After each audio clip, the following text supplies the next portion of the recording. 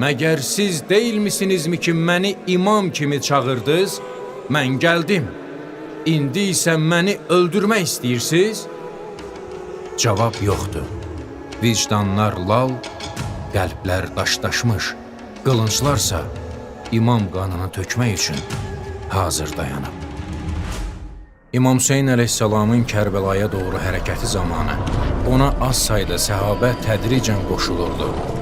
Onların bəziləri yolda tanış olurdu, bəziləri isə əvvəlcə çəkinir, lakin daha sonra qərar verib imama tərəf gəlirdilər. Züheyr İbn Qeyn Bəcəli İmam Hüseynə qoşulan ən mühüm adamlardan biridir. Züheyr əvvəllər İmam Hüseynə qarşı açıq düşmən mövqeyi tutmasa da, ona yaxınlığı da yox idi.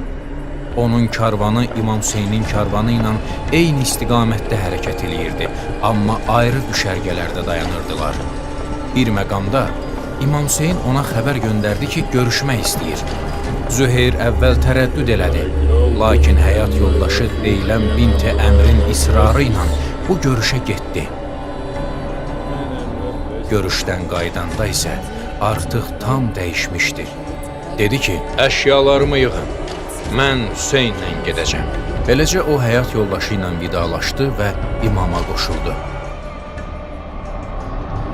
İmama son günlərdə qoşulan başqa bir səhabə isə Vəhəb İbn Abdullah Əl-Kəlbi idi. O əvvəllər xristiyan idi və təzə müsəlman olmuşdu.